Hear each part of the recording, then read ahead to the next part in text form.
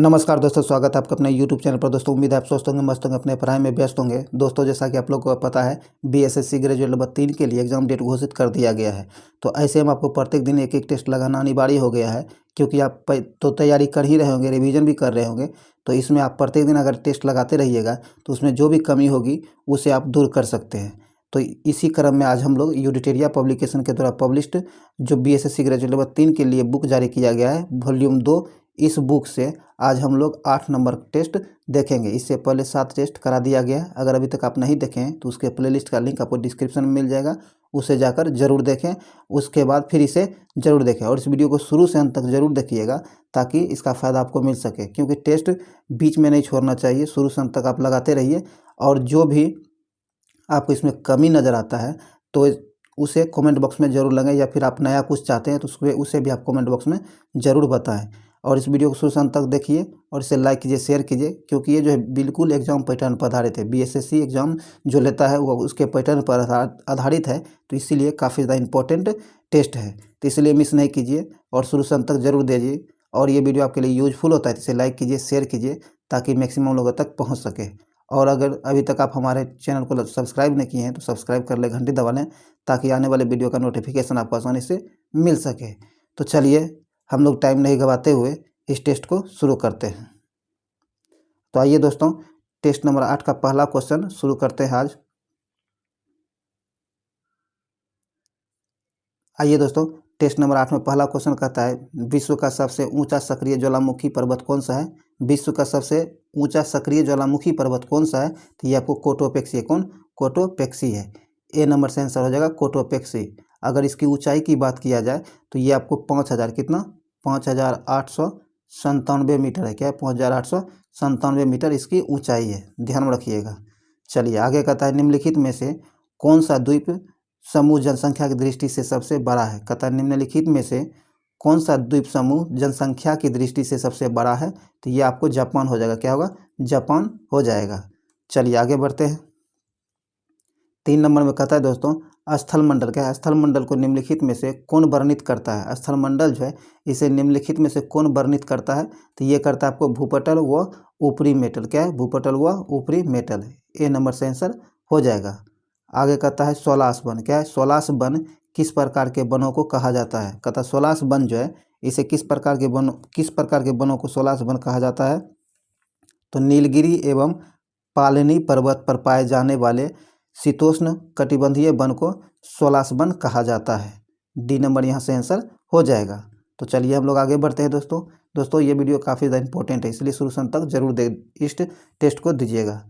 आगे कहता है, संपूर्ण भारत का अक्षांशीय विस्तार क्या है? संपूर्ण भारत जो है इसका अक्षांशीय विस्तार क्या है? तो इसका अक्षांशीय विस्तार आपको 6 डिग्री 4 मिनट से लेके 37 डिग्री 6 मिनट उत्तरी अक्षांश हो जाएगा। ए नंबर इसका सही आंसर हो जाएगा, ध्यान में रखिएगा। चलिए आगे कहता है, निम्नलिखित में से किसे फेमिना मिस इंडिया 2022 का खिताब से सम्मानित किया गया है? कहता है निम्नलिखित में से वह कौन है जिसे फेमिना मिस इंडिया 2022 के लिए खिताब से सम्मानित किया गया है? तो ये खिताब जो दिया गया है सीनी शेट्टी को। किसे? सीनी शेट्टी को दिया गया है। बी नंबर से आंसर हो जाएगा, सीनी शेट्टी को दिया जाएगा। ये फेमिना मिस इंडिया 2022 का जो कार्यक्रम है ये आपको मुंबई में आयोजित किया गया। कहाँ? मुंबई में आयोजित किया गया था, ध्यान में रखिएगा। यहाँ बी नंबर से सीनी शेट्टी हो जाएगा। चलिए आगे है। आगे कहता है, सर्वाधिक राज्यों की सीमाओं से लगने वाला राज्य कौन है? कहता है सर्वाधिक सीमाओं से लगने वाला राज्य कौन है? तो ये आपको उत्तर प्रदेश हो जाएगा। कौन? उत्तर प्रदेश हो जाएगा। ए नंबर से आंसर हो जाएगा उत्तर प्रदेश। उत्तर प्रदेश जो है ये 8 अन्य राज्यों से अपना सीमा साझा करता है। कितने? 8 अन्य राज्यों से अपनी सीमा साझा करता है। और वो कौन कौन से राज्य है एक बार आप जरूर सुन लीजिए। वह उत्तराखंड है, उत्तराखंड है, हिमाचल प्रदेश, हरियाणा, राजस्थान, मध्य प्रदेश, छत्तीसगढ़, झारखंड और बिहार। इन 8 राज्यों से होकर इन 8 राज्यों से अपना सीमा साझा करता है।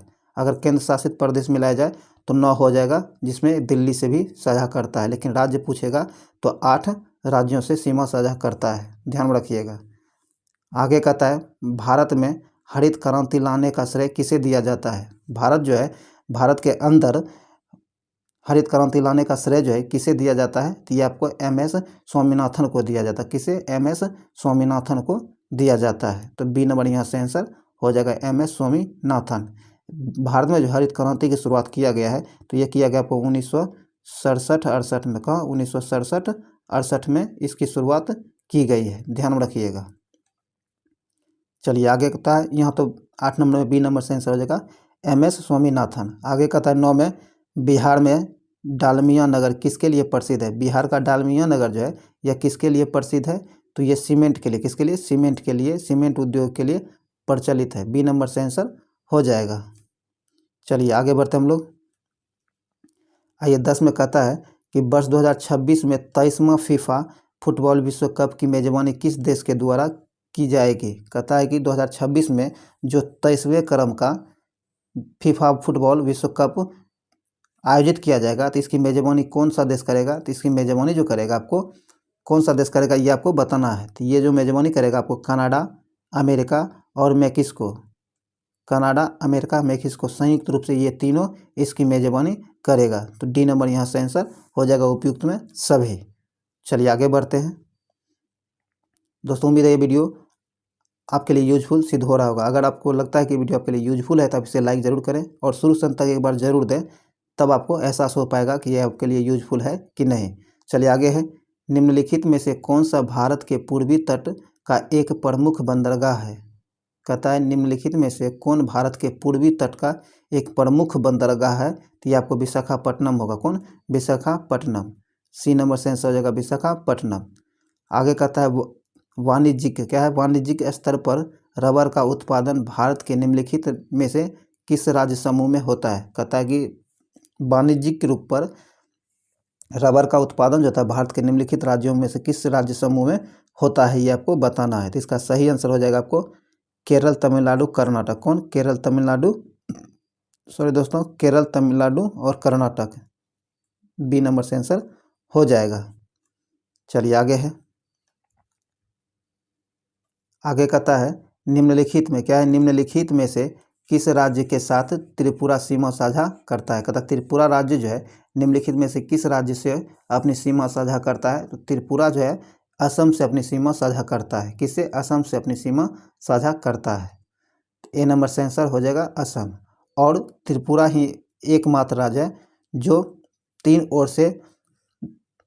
ओर से पड़ोसी देशों से अपनी सीमा साझा करता है, और वो है आपको बांग्लादेश। कौन? बांग्लादेश।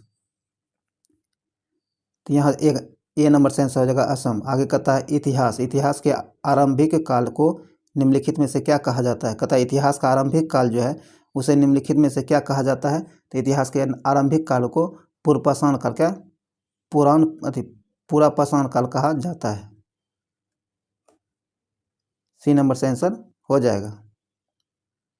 चलिए आगे है, आगे कहता है महावीर स्वामी, क्या है? महावीर स्वामी को किस नदी के किनारे ज्ञान की प्राप्ति हुई थी? कहता है महावीर स्वामी जो है, जो कि जैन धर्म के 24वें तीर्थकर हुए हैं, तो इनको जो है ज्ञान की प्राप्ति किस नदी के किनारे हुआ है, ये आपको बताना है। तो इसको जो ज्ञान की प्राप्ति हुई है ऋजुपालिका नदी के किनारे। किसके? ऋजुपालिका नदी के किनारे महावीर स्वामी को ज्ञान की प्राप्ति हुई है। तो यहाँ ए नंबर से आंसर हो जाएगा ऋजुपालिका नदी। आगे कहता है 1050, क्या है? 1025 क्या है? 1025 ईस्वी में प्रसिद्ध सोमनाथ मंदिर पर हमला और लूटपाट किसने किया है? तो ये किया था आपको मोहम्मद गजनी। किसने? मोहम्मद गजनी ने। बी नंबर से आंसर हो जाएगा मोहम्मद गजनी। चलिए आगे बढ़ते हम लोग। आगे कहता है शेरशाह, क्या है? शेरशाह सूरी द्वारा जारी किया गया चांदी का सिक्का क्या कहलाता है? कहता है शेरशाह जो है चांदी का सिक्का जो जारी किया था उसे क्या कहा जाता है? तो उसे जो कहा जाता है क्या है? रुपया। ए नंबर से आंसर हो जाएगा रुपया। आगे कहता है किस पुर्तगाली गवर्नर ने ब्लू वाटर पॉलिसी शुरू की थी? कहता है कि वह कौन से पुर्तगाली गवर्नर हैं जिन्होंने ब्लू वाटर पॉलिसी को शुरू की थी? तो ये हैं आपको फ्रांसिस्को डी अल्मेडा। कौन? Francisco de Almeida. A number से आंसर हो जाएगा। फ्रांसिस्को डी अल्मेडा ने ही ब्लू वाटर पॉलिसी को शुरू किया था। तो यहाँ ए नंबर से आंसर हो जाएगा। चलिए आगे बढ़ते हैं हम लोग। आगे कहता है निम्न में से किसे भारतीय पुनर्जागरण का जनक माना जाता है? निम्नलिखित में से किसे भारतीय पुनर्जागरण का जनक माना जाता है? ये माना जाता है आपको राजा राम मोहन राय को। किसके? राजा राम मोहन राय को। ए नंबर से आंसर हो जाएगा राजा राम मोहन राय को। आगे कहता निम्नलिखित क्या है? निम्नलिखित राष्ट्रवादी नेताओं में से किसका उपनाम महामना था? कहता निम्नलिखित में से वह कौन सा राष्ट्रीय नेता है जिनका उपनाम जो है महामना के नाम से जाना जाता था? तो इसका सही आंसर हो जाएगा मदन मोहन मालवीय को। किसे? मदन मोहन मालवीय का उपनाम जो है आपको महामना भी था। तो यहाँ ए नंबर से आंसर हो जाएगा मदन मोहन मालवीय। चलिए आगे है। आगे कहता है दोस्तों कि 1857 के विद्रोह को भारत के प्रथम स्वतंत्रता संग्राम की संज्ञा किसने प्रदान की थी? कहता है 1857 का विद्रोह जो था भारत के प्रथम स्वतंत्रता संग्राम की संज्ञा किसके द्वारा दिया गया था?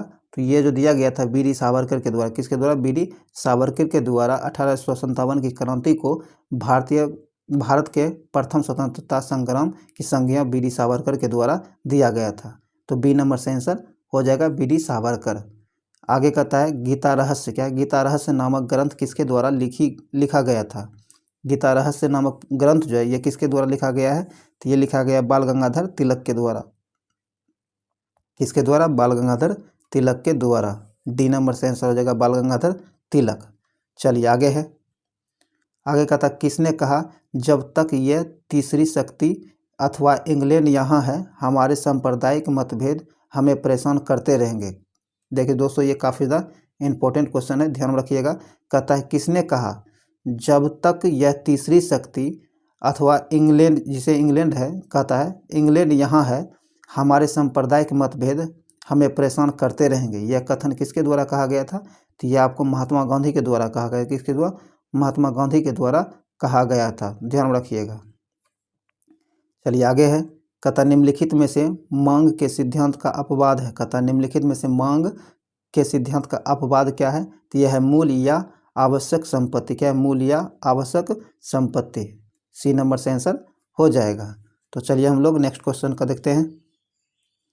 कहता निम्नलिखित में से किस देश को वर्ष 2022-23 के लिए अंतर्राष्ट्रीय सामुद्रिक संगठन परिषद के सदस्य के रूप में चुना गया है? कहता है निम्न में से वह कौन सा देश है जिसे वर्ष 2022-23 के लिए अंतर्राष्ट्रीय समुद्री संगठन परिषद के सदस्य के रूप में चुना गया है? तो यह है भारत। कौन? भारत। बी नंबर से आंसर हो जाएगा भारत।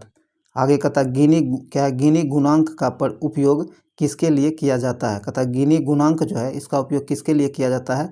इसका उपयोग आय की समानता को आय की वो समानता को मापने के लिए। किसके लिए? आय की वो समानता को मापने के लिए गिनी गुणांक का प्रयोग किया जाता है। बी नंबर से आंसर हो जाएगा आय की वो समानता को मापने के लिए गिनी गुणांक का प्रयोग किया जाता है। चलिए आगे है।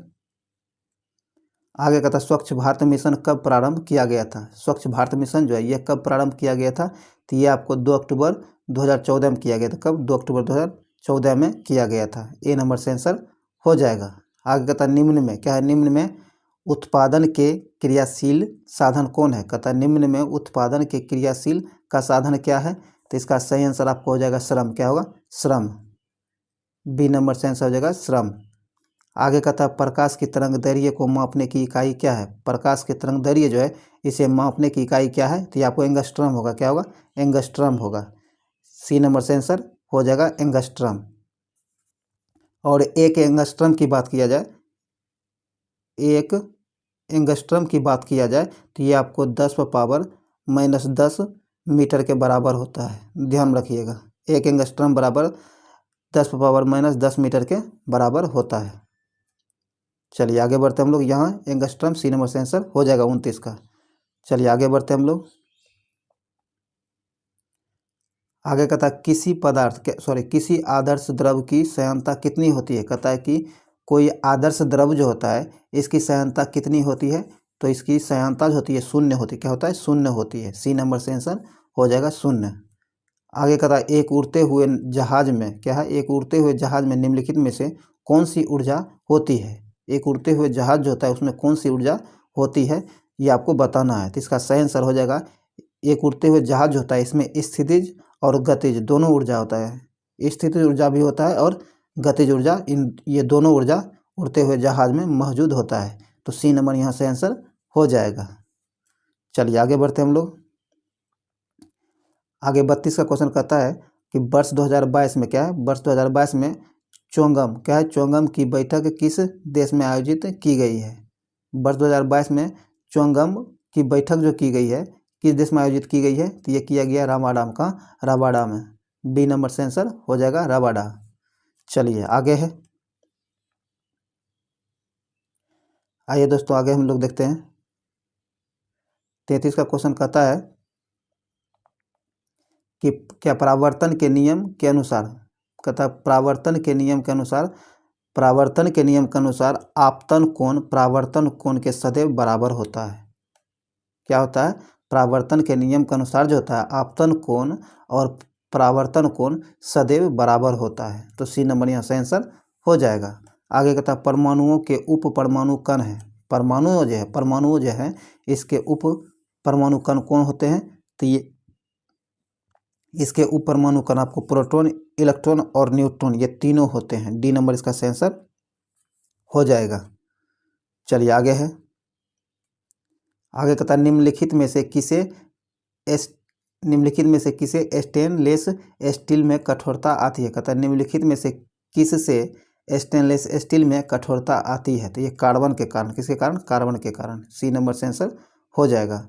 आगे कहता है इनमें से किस रोग में प्रतिरक्षा क्या है, प्रतिरक्षा प्रणाली कम प्रभावी या नहीं प्रभावित होता है, तो इसका सही आंसर आपको हो जाएगा इन्फ्लुएंजा में। किसमें, इन्फ्लुएंजा में। सी नंबर से आंसर हो जाएगा। चलिए आगे बढ़ते हम लोग। कहता है प्रकृति में पानी का सबसे शुद्ध रूप क्या है, प्रकृति में जो पानी का सबसे शुद्ध रूप है वो कौन सा है, तो ये वर्षा जल होता है। कहता है वर्षा जल होता है। ए नंबर से आंसर हो जाएगा वर्षा जल। आगे कहता है किन युग्मों में भौतिक राशियां के समान विमीय सूत्र नहीं है। कहता है किन युग्मों में भौतिक राशियों के समान विमीय सूत्र नहीं है, तो इसका सही आंसर हो जाएगा बल और दाब। इनके जो है विमीय सूत्र समान नहीं है, बल और दाब का। ए नंबर से आंसर हो जाएगा। आगे कहता है निम्नलिखित में से कौन सा विद्युत का अच्छा चालक नहीं होता है। कहता है विद्युत का अच्छा चालक निम्न में से कौन नहीं है, तो विद्युत का सबसे अच्छा मतलब सबसे खराब चालक कह सकते हैं, अच्छा चालक नहीं कह सकते हैं, तो ये आपको ब्रोमीन होता है। कौन, ब्रोमीन होता है। डी नंबर से आंसर हो जाएगा ब्रोमीन। और आपको सबसे अच्छा चालक चांदी को माना जाता है। किसे, चांदी को सबसे अच्छा चालक माना जाता है। चलिए यहाँ डी नंबर से आंसर हो जाएगा ब्रोमीन, जो कि अच्छा चालक नहीं है। चलिए आगे बढ़ते हैं हम लोग। आगे कहता है डाउन सिंड्रोम है। डाउन सिंड्रोम क्या है, तो डाउन सिंड्रोम आपको आनुवांशिक रोग है। क्या है, आनुवांशिक रोग है। बी नंबर से आंसर हो जाएगा आनुवांशिक रोग। आगे कहता है शरीर का सबसे कठोर भाग कौन है, शरीर का सबसे कठोर भाग कौन सा होता है, तो ये होता है आपको एनामेल। क्या होता है, एनामेल। बी नंबर से आंसर हो जाएगा एनामेल। चलिए आगे है, आगे कहता है निम्न में कौन से युग्म का सही मिलान नहीं है। कहता है नीचे दिए गए युग्म जो मिलान दिया गया है इनमें से कौन सही नहीं है, जो गलत दिया गया इसे ढूंढना है। तो आपका ये देखते, कहता है विटामिन B1 को बायोटिन, यही गलत है। ए नंबर ही सही आंसर हो जाएगा, ये गलत सुमेलित किया गया है, बाकी सब सही दिया गया है, आप देख लीजिएगा। आगे कहता है निम्नलिखित में से कौन सी कोशिका मानव शरीर की सबसे लंबी कोशिका है। कहता है निम्नलिखित में से वह कौन सी कोशिका है जो मानव शरीर की सबसे लंबी कोशिका है, तो इसका सही आंसर आपको हो जाएगा तंत्रिका कोशिका। क्या है, तंत्रिका कोशिका। ए नंबर से आंसर हो जाएगा तंत्रिका कोशिका, जो कि मानव शरीर का सबसे लंबी कोशिका है। ए नंबर से आंसर हो जाएगा। चलिए आगे बढ़ते हैं। आगे कहता है निम्नलिखित में से कौन सी आहार नलिका है। कहता है निम्नलिखित में से कौन आहार नलिका है, तो ये आपको इसोफेगस। क्या है, इसोफेगस जो है यह आपको एक आहार नलिका है। ए नंबर से आंसर हो जाएगा इसोफेगस। चलिए आगे बढ़ते हैं हम लोग। 45 का देखते हैं क्वेश्चन। कहता है गुर्दे का संरचनात्मक एवं क्रियात्मक इकाई है। कहता है कि गुर्दे जो है इसका संरचनात्मक एवं क्रियात्मक इकाई क्या है, कार्यात्मक इकाई क्या होता है, तो इसका सही आंसर हो जाएगा वो नेफ्रॉन। क्या है, नेफ्रॉन। बी नंबर से आंसर हो जाएगा नेफ्रॉन। आगे कहता है इंसुलिन की कमी से क्या होता है। इंसुलिन जो होता है, इंसुलिन की कमी से क्या होता है, तो मधुमेह रोग होता है। क्या होता है, मधुमेह रोग होता है, जिसे डायबिटीज के नाम से जाना जाता है। आगे कहता है निम्नलिखित नोबेल गैसों में से कौन सी वायु में नहीं पाई जाती है। कहता है नीचे दिए गए वह कौन सा गैस है जो वायुमंडल में नहीं पाया जाता है। तो ये आपको रेडोन हो जाएगा। कौन होगा, रेडोन हो जाएगा। ए नंबर से आंसर हो जाएगा रेडोन। चलिए आगे है, आगे कहता है निम्नलिखित देशों में से किस में कुल औद्योगिक क्षेत्रफल के कम से कम 60% भाग पर वन बनाए रखने का संवैधानिक प्रावधान है। कहता है निम्नलिखित में से वह कौन सा देश है जिसमें कुल औद्योगिक क्षेत्रफल के कम से कम 60% भाग पर वन बनाए रखने का संवैधानिक प्रावधान किया गया है। तो ये है आपको भूटान। कहाँ, भूटान देश में। डी नंबर से आंसर हो जाएगा भूटान। आगे कहता है नादिर शाह का आक्रमण निम्नलिखित में से किस मुगल बादशाह के समय में हुआ था। कहता है नादिर शाह जो आक्रमण किया था, निम्नलिखित में से उस समय कौन सा मुगल शासक शासन कर रहा था। तो नादिर शाह के आक्रमण के समय आपको मोहम्मद शाह थे। मोहम्मद शाह शासन कर रहे थे। सी नंबर से आंसर हो जाएगा मोहम्मद शाह। चलिए आगे कहता है कि निम्नलिखित में से सबसे कम आबादी वाला नगर है। निम्नलिखित में सबसे कम आबादी वाला नगर कौन सा है, तो ये आपको वेटिकन सिटी हो जाएगा। कौन, वेटिकन सिटी हो जाएगा। ए नंबर से आंसर हो जाएगा वेटिकन सिटी। चलिए आगे कहता है साबक। क्या है, साबक किस देश की गुप्तचर संस्था है। साबक जो है, सबाक जो है ये किस देश की गुप्तचर संस्था है। तो सबाक जो है आपको ईरान की गुप्तचर संस्था है। कहाँ की, ईरान की। बी नंबर से आंसर हो जाएगा ईरान। आगे कहता है विश्व पर्यटन संगठन का मुख्यालय कहाँ स्थित है। विश्व पर्यटन संगठन जो है इसका मुख्यालय कहाँ स्थित है, तो मैड्रिड में। कहाँ, मैड्रिड में। बी नंबर से आंसर हो जाएगा मैड्रिड। और विश्व पर्यटन संगठन की स्थापना आपको 1925 में हुआ है। कब, 1925 ईस्वी में हुआ है, ये भी ध्यान में रखिएगा। और ये मैड्रिड आपको स्पेन में स्थित है। कहाँ, स्पेन में स्थित है। तो यहाँ बी नंबर से आंसर हो जाएगा मैड्रिड। चलिए आगे है, आगे कहता है वर्तमान में राष्ट्रमंडल के सदस्य देशों की संख्या। कहता है वर्तमान में राष्ट्रमंडल के सदस्य देशों की संख्या कितनी है। तो इसका वर्तमान में राष्ट्रमंडल के सदस्य देशों की संख्या 54 है। कितना है, 54 है। बी नंबर से आंसर हो जाएगा 54। और ये राष्ट्रमंडल जो है इसकी स्थापना आपको 1980 में किया गया। कब, 1920 में। कब, 1920 में किया गया। कब, 1920 में इसकी स्थापना किया गया है। राष्ट्रमंडल का जो गठन किया गया है 1920 में, और इसकी सदस्य संख्या वर्तमान में आपको 54 है। ध्यान में रखिएगा। आगे कहता है शेरशाही। क्या है, शेरशाही मस्जिद कहाँ स्थित है। शेरशाही मस्जिद जो है ये कहाँ स्थित है, तो ये आपको पटना में स्थित है। कहाँ, पटना में स्थित है। बी नंबर से आंसर हो जाएगा पटना। चलिए आगे है, आगे कहता है वर्ष 1907 में। क्या है, वर्ष 1907 के सूरत अधिवेशन के कांग्रेस में नरम दल और एवं गरम दल के बीच विभाजन का निम्नलिखित में से कौन सा कारण सही नहीं था। कहता है कि कांग्रेस का विभाजन जो हुआ है सूरत अधिवेशन 1907 में, कांग्रेस में विभाजन हुआ है गरम दल और नरम दल में। तो इनमें से कौन उसका कारण नहीं है, विभाजन का कारण नहीं है, ये आपको बताना है। तो संवैधानिक सभा के गठन की मांग, ये उसका कारण नहीं था। तो डी नंबर से आंसर हो जाएगा। बाकी स्वराज्य की मांग ये कारण था, राष्ट्रीय शिक्षा नीति की मांग भी उसका कारण था, और बहिष्कार की मांग भी उसका कारण था। ए बी सी तीनों सही है, और संवैधानिक सभा का गठन की मांग ये गलत है। तो डी नंबर यहाँ से आंसर हो जाएगा, क्योंकि गलत ही चुनने के लिए कहा गया है। आगे कहता है छऊ किस राज्य का लोक नृत्य है। सॉरी दोस्तों, कहता छऊ जो है, छऊ किस राज्य का लोक नृत्य है। तो छऊ आपको झारखंड का झारखंड का लोक नृत्य है। ए नंबर से आंसर हो जाएगा झारखंड। चलिए आगे है,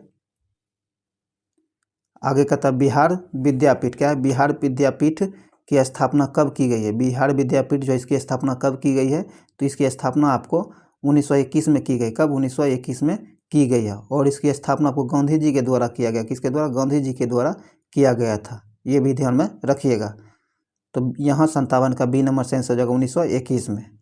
चलिए आगे बढ़ते हैं हम लोग। आगे कहता है कि भारतीय संविधान का जनक किसे माना जाता है? भारतीय संविधान जो है इसका जनक किसे माना जाता है? तो ये भीमराव अम्बेडकर को। किसको? भीमराव अम्बेडकर को भारतीय संविधान का जनक माना जाता है। तो सी नंबर से आंसर हो जाएगा। आगे कहता है भारतीय संविधान का कौन सा अनुच्छेद धर्म, वंश, जाति, लिंग और जन्म स्थान के आधार पर भेदभाव पर रोक लगाता है? तो ये अनुच्छेद 15। कौन? अनुच्छेद 15 के अंतर्गत रोक लगाया जाता है इन सारे चीज़ों पर। ए नंबर से आंसर हो जाएगा। आगे कहता है भारत के संविधान क्या है? भारत के संविधान में भारत के संविधान में नीति निर्देशक सिद्धांत के शामिल किए जाने का मुख्य उद्देश्य क्या है? कहता है भारतीय संविधान जो है इसमें नीति निर्देशक सिद्धांत जो शामिल किया गया था, इसे शामिल किए जाने का मुख्य उद्देश्य क्या है? तो इसका मुख्य उद्देश्य था सामाजिक एवं आर्थिक लोकतंत्र स्थापित करने के लिए भारत के संविधान में नीति निर्देशक सिद्धांत को शामिल किया गया है। ए नंबर से आंसर हो जाएगा। और ये जो आपको एग्जाम में डायरेक्ट पूछ लिया जाता है कि नीति निर्देशक सिद्धांत जो है किस देश के संविधान से लिया गया है? तो ये आपको आयरलैंड के संविधान से, आयरलैंड के संविधान से लिया गया है। ये भी आपको डायरेक्ट एग्जाम में क्वेश्चन पूछ लिया जाता है, तो ध्यान में जरूर रखिएगा। आगे कहता है 61 में कि आज़ाद दस्ता क्या है? आज़ाद दस्ता का गठन किसके द्वारा किया गया? आज़ाद दस्ता जो है ये जो है आज़ाद दस्ता किसके द्वारा गठन किया गया था? तो ये गठन किया गया था जयप्रकाश नारायण के द्वारा। किसके द्वारा? जयप्रकाश नारायण के द्वारा। ए नंबर से आंसर हो जाएगा। चलिए हम लोग आगे बढ़ते हैं। कहता राज्यसभा में अधिकतम कितने सदस्य हो सकते हैं? राज्यसभा में अधिकतम सदस्य आपको 250 हो सकता है। कितना? 250 हो सकता है। और ये जो है आपको अनुच्छेद 80 में, किसमें? 80 में ऐसा वर्णित किया गया कि राज्यसभा में मैक्सिमम 250 सदस्य ही हो सकते हैं। अनुच्छेद 280 में ऐसा वर्णित किया गया है। तो यहाँ बी नंबर से आंसर हो जाएगा 250। आगे कहता है नौसेना विद्रोह निम्नलिखित में से किस जहाज से शुरू हुआ था? कहता नौसेना विद्रोह जो शुरू हुआ था निम्नलिखित में से किस जहाज से शुरू हुआ था? तो ये हुआ था आपको HMIS तलवार। क्या? HMSI तलवार के जहाज पर से शुरू हुआ था। डी नंबर से आंसर हो जाएगा।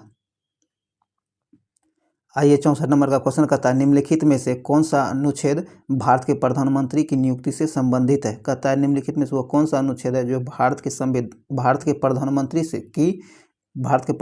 की नियुक्ति से संबंधित है? तो ये आपको अनुच्छेद 75 हो जाएगा। क्या? अनुच्छेद 75 हो जाएगा। ए नंबर से आंसर हो जाएगा। आगे कहता किस अनुच्छेद के तहत भारत का उच्च न्यायालय रिट जारी करता है? कहता है भारत का उच्च न्यायालय जो रिट जारी करता है भारतीय संविधान के किस अनुच्छेद के तहत जारी करता है? तो ये करता है आपको 226 को, अनुच्छेद 226 के तहत जो है आपको उच्च न्यायालय रिट जारी कर सकता है, अनुच्छेद 226 के अंतर्गत। बी नंबर से आंसर हो जाएगा। चलिए आगे बढ़ते हैं। कहता है जनप्रतिनिधित्व क्या है? जनप्रतिनिधित्व अधिनियम कब पारित किया गया था? जनप्रतिनिधित्व अधिनियम जो है यह आपको 1951 में, कब? 1951 में जारी किया गया था। तो यहाँ ए नंबर से आंसर हो जाएगा 1951। आगे कहता है एक वर्ष क्या है? एक वर्ष में ग्राम सभा की न्यूनतम कितनी बैठक बुलाई जानी अनिवार्य है? कहता है एक वर्ष में कम से कम ग्राम सभा की न्यूनतम कितनी बैठक बुलाई जा सकती है, बुलाना अनिवार्य है? तो 4। कितना? 4 बैठक। बी नंबर से आंसर हो जाएगा 4 बार। आगे कहता है मुखिया क्या है? मुखिया अपना त्यागपत्र किसे देता है? जब कोई मुखिया है उसे अपना त्यागपत्र देना हो तो ये किसे अपना त्यागपत्र देगा?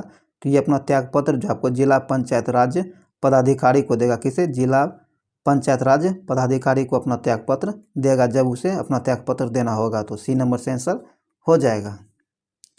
चलिए आगे बढ़ते हैं।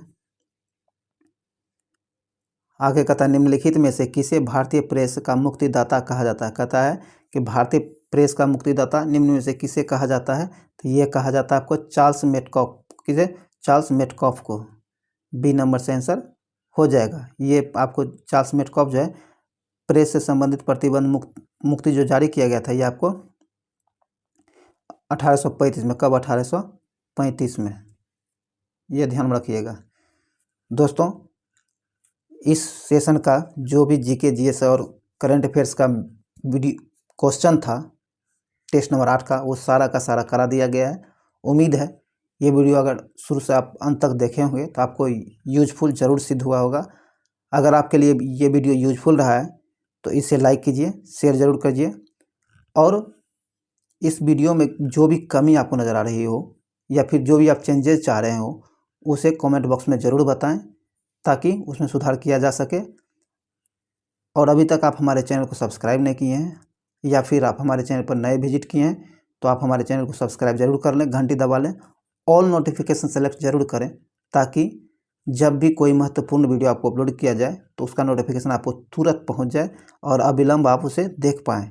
तो इसके लिए आप हमारे चैनल को जरूर सब्सक्राइब कर लें, घंटी दबा लें ताकि आने वाले वीडियो का नोटिफिकेशन आपको आसानी से मिल सके। तो चलिए फिर मिलते हैं एक नए वीडियो के साथ, तब तक के लिए जय हिंद।